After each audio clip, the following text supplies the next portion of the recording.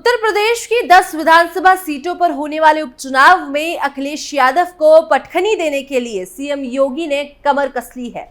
उन्होंने 10 की 10 सीटों पर जीत हासिल करने के लिए अखिलेश यादव के पीडीए यानी कि पीड़ितों, दलितों और अल्पसंख्यकों के सामने खास प्लान तैयार कर लिया है, जो कि अखिलेश के पीडीए को पटखनी दे देगा। क्या है योगी का प्लान और कैसा होगा प्लान का पालन, सब कुछ आपको विस्तार से बताएंगे, जिससे अखिलेश यादव के पसीने छूटने वाले हैं। चलिए शुरू करते हैं। लोकसभा चुनाव में मिले झटके की भरपाई करेगी बीजेपी। अखिलेश के पीडीओ को कैसे पटखनी देगी बीजेपी। सीएम योगी आदित्यनाथ का प्लान तैयार। नमस्कार, आप देख रहे हैं कैपिटल टीवी और मैं हूं आपके साथ पारुल त्रिपाठी। उत्तर प्रदेश की 10 विधानसभा सीटों पर होने वाले उपचुनाव में अखिलेश यादव की घबराहट तेज होने वाली है, क्योंकि सीएम योगी ने तगड़ा प्लान बना लिया है।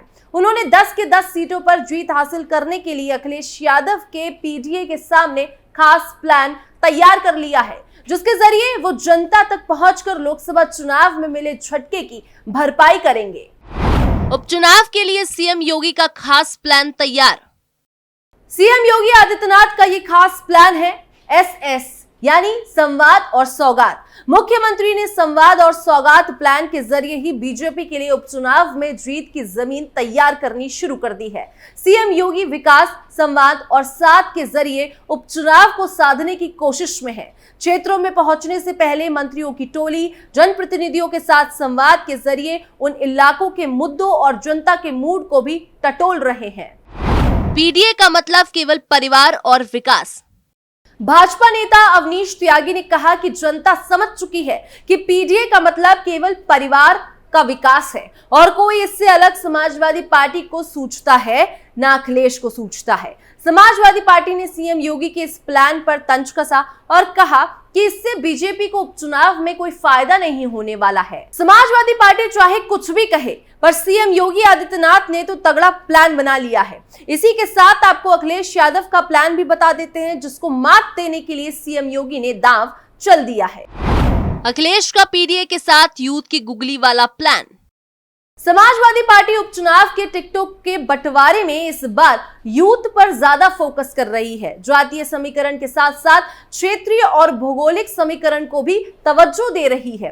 अभी तक तय नामों में ज्यादातर सीटों पर यूथ ही पर सपा दाव लगा रही है।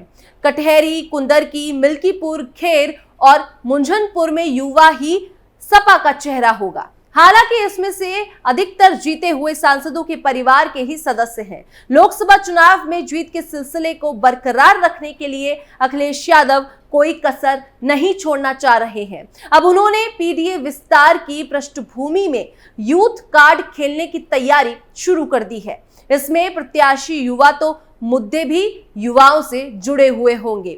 उनके लिए मिल्कीपुर प्रतिष्ठा का सवाल है, तो कटहरी और कानपुर की सीसामऊ भी प्रतिष्ठा से जुड़ी हुई सीट है। 10 सीटों पर चुनाव अब सपा के लिए चुनौतीपूर्ण है। भारतीय जनता पार्टी इन मिनी चुनाव में अपना वर्चस्व चाहती है। ऐसे में हर सीट पर कांटे की टक्कर हो तो कोई आश्चर्य नहीं है। बीजेपी ने कद्दावर नेताओं को उतारकर हर सीट पर सपा की घेराबंदी शुरू की है। इसकी काट के लिए सपा ने लोकसभा चुनाव जैसे ही रणनीति पर काम करने की तैयारी कर रही है। इन युवाओं को उपचुनाव में मौका। फैजाबाद लोकसभा क्षेत्र की मिल्कीपुर में सपा युवा नेता अजीत प्रसाद को मौका दिया जा सकता है। वे सांसद अवधेश प्रसाद के बेटे हैं। वह प्रचार में भी लग गए हैं। पिता व सांसद अवधेश प्रसाद की सीट को बरकरार रखने में उन्हें खासी मशक्कत करनी पड़ेगी, क्योंकि इस सीट को जीतने के लिए भाजपा ने भी कोई कसर नहीं छोड़ रखी है। पड़ोस की कटहरी सीट पर भी सपा ने युवा नेता छाया वर्मा को उतारने का मन बनाया है। वह अंबेडकर नगर से सांसद लालजी वर्मा की बेटी है। छाया यूथ से जुड़े मुद्दों पर फोकस कर रही हैं। कानपुर नगर की सीट और करहल सीट पर भी संयोगवश युवा चेहरे पर ही सपा दांव लगाएगी। करहल सीट से अखिलेश यादव के भतीजे व पूर्व सांसद तेज प्रताप को उतारने की तैयारी है। सीसामऊ में इरफान सोलंकी की पत्नी प्रत्याशी के रूप में सामने आ रही है। यूपी की जिन 10 सीटों पर उपचुनाव होना है, उनमें गाजियाबाद, फूलपुर, मीरापुर, करहल, मिल्कीपुर, सीसामऊ, कुंदरकी, मंझवा, कटहरी और खेर शामिल है। सपा कांग्रेस को अधिकतम कितनी सीटें देगी? लोकसभा चुनाव की तरह ही उत्तर प्रदेश विधानसभा उपचुनाव में भी समाजवादी पार्टी कांग्रेस के साथ गठबंधन के तहत मैदान में उतरना चाहती है। इसके लिए सीट शेयरिंग फॉर्मूले पर भी बात हो रही है। हालांकि कांग्रेस 5 सीटों की डिमांड कर रही है। कांग्रेस का कहना है कि वो उन 5 सीटों पर चुनाव लड़ना चाहती है जहां 2022 में एनडीए की जीत हुई थी। हालांकि समाजवादी पार्टी कांग्रेस को अधिक से अधिक 2 सीटें ही देना चाहती है। दरअसल समाजवादी पार्टी चाहती है कि वो इस उपचुनाव में भारतीय जनता पार्टी के लिए ऐसा घेरा तैयार करे जिससे निकलना मुश्किल हो। शायद यही वजह है कि पीडीए के फॉर्मूले के साथ समाजवादी पार्टी यूथ की गुगली भी फेंकना चाह रही है। समाजवादी पार्टी और बीजेपी का प्लान जानने के बाद अब जान लेते हैं वो सीटें जिस पर सभी पार्टियों के बीच जबरदस्त जंग छिड़ गई है।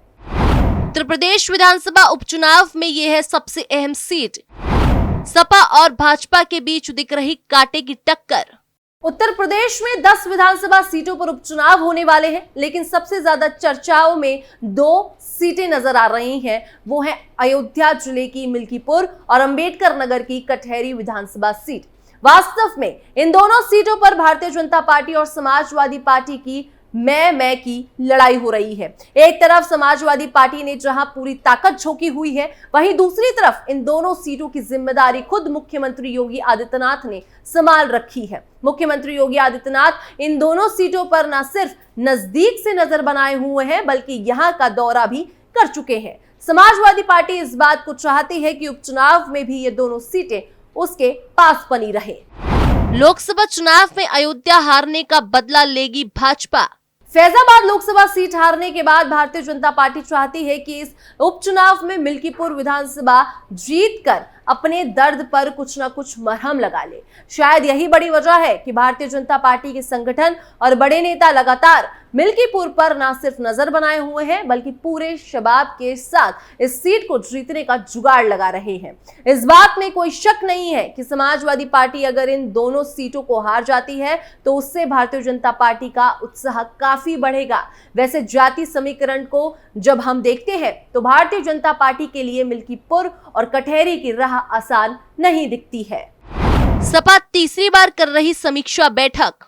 मिल्कीपुर और कटहरी की महत्ता को समझते हुए समाजवादी पार्टी ने तीसरी बार समीक्षा बैठक की। समीक्षा बैठक में 500 से ज्यादा पदाधिकारियों को बुलाया गया है। समाजवादी पार्टी के राष्ट्रीय अध्यक्ष अखिलेश यादव सभी पदाधिकारी और कार्यकर्ताओं से सीधे बात कर रहे हैं। समाजवादी पार्टी नहीं चाहती है कि लोकसभा चुनाव में जिस तरह का जन समर्थन उनको मिला है, विधानसभा उपचुनाव में उसका कोई नुकसान उठाना पड़े। इस बात को समाजवादी पार्टी और भारतीय जनता पार्टी बखूबी समझते हैं कि इस उपचुनाव से सरकार के बनने और बिगड़ने पर कोई फर्क नहीं पड़ेगा, लेकिन 2027 के चुनावी आईने पर भी पर्दा जरूर उठेगा। इसी के साथ आपको बता दें कि अयोध्या के मिल्कीपुर से समाजवादी पार्टी ने उम्मीदवार का नाम फाइनल कर दिया है। पार्टी ने अयोध्या से सांसद अवधेश प्रसाद के बेटे अजीत प्रसाद को मिल्कीपुर टिकट देना फाइनल कर दिया है। अयोध्या से सांसद का चुनाव जीतने से पहले अवधेश प्रसाद मिल्कीपुर से सपा के विधायक थे। जानकारी के मुताबिक सभी दावेदारों को एक मंच पर बुलाकर सम्मानित किया गया और सभी लोगों को एक साथ रहकर चुनाव लड़ने की हिदायत दी गई है।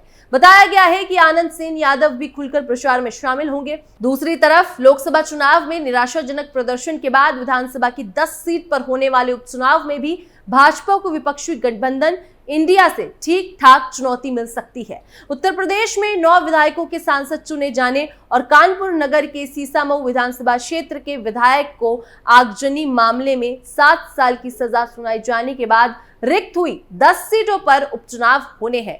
हालांकि अभी उपचुनाव की तारीख घोषित नहीं की गई है। सपा ने भाजपा पर साधा निशाना। समाजवादी पार्टी के प्रवक्ता आजम खान ने कहा है कि कोई फॉर्मूला अपना ले, आने वाले उत्तर प्रदेश के उपचुनाव में इंडी ब्लॉक सभी 10 सीटों को जीतेगा। कांग्रेस ने भी दावा किया है कि बीजेपी कुछ भी नहीं कर पाएगी और कर ले चाहे जो चाहे, लेकिन उपचुनाव में उनकी हार तय है। जनता के मुद्दों पर आपके पास जवाब नहीं है। जनता आपको उपचुनाव में हराना चाह रही है। इंडिया गठबंधन कांग्रेस समाजवादी पार्टी 10 की 10 विधानसभा सीटों पर जीतेगी। समाजवादी पार्टी और बीजेपी के बीच कड़ा मुकाबला है। कितनी सीटें किसको मिलेगी ये तो वक्त बताएगा। इस मुद्दे पर आपकी क्या राय है, हमें कमेंट सेक्शन पर जरूर बताएं। बाकी देश और दुनिया की तमाम खबरों के लिए आप देखते रहिए कैपिटल टीवी उत्तर प्रदेश।